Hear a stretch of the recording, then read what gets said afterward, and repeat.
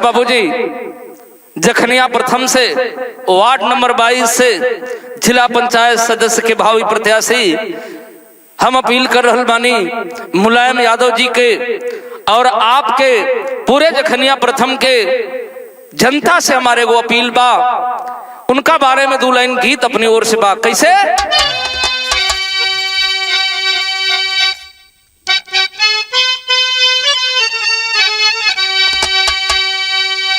अरे धन दौलतिया, अरे धन दौलतिया से प्रीत नहीं मिली है, आ खोजले मुलायम जैसन मीत नहीं मिली है।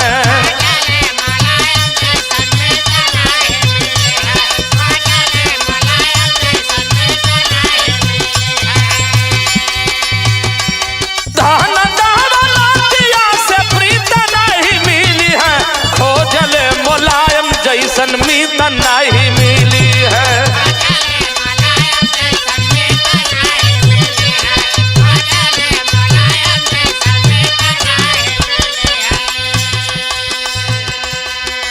इनाम के कर हम ले रहल बानी एगो गरीब का बेटा, सबके दुख सुख में चले वाला एगो ऐसा इंसान के है।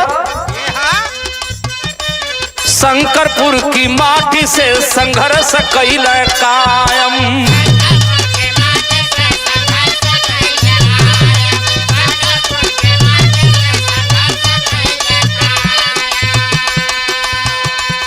जन जन में गूंजे जेकर नाम मुलायम।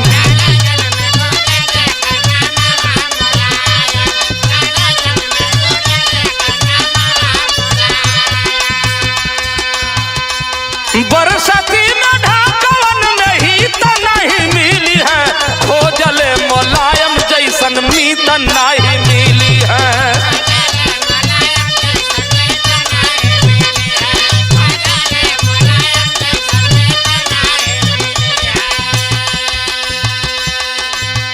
जौने भैया मुलायम का नाम ले रहल बानी, वो भैया कैसन हुवन, स्वभाव कैसन है?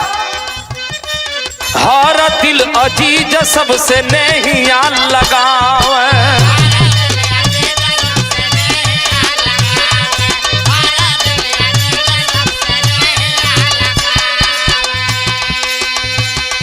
सब ही के सुख दुख में हाथवा बटावे।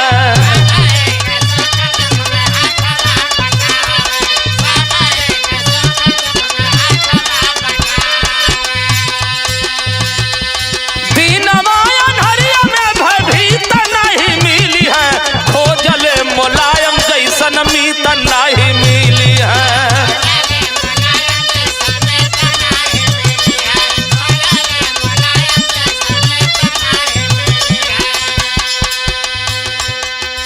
ऐसन संघर्षशील साथी हवन कहाँ का?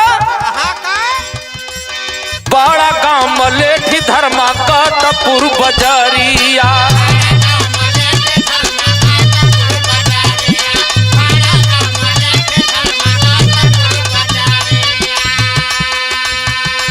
नायक डीह दुल्लापुर में बहले बयारिया,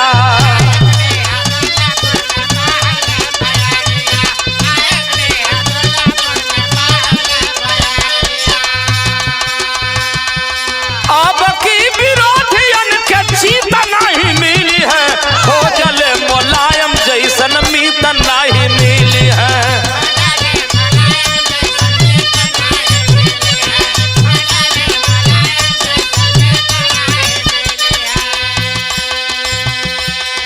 ए भैया, ए हमार जखनिया प्रथम के भाई बंधु लोग, आप लोगन से एगो हमार निहोरा निवेदन बा का? वादा नहीं कर जे करने का इरादा,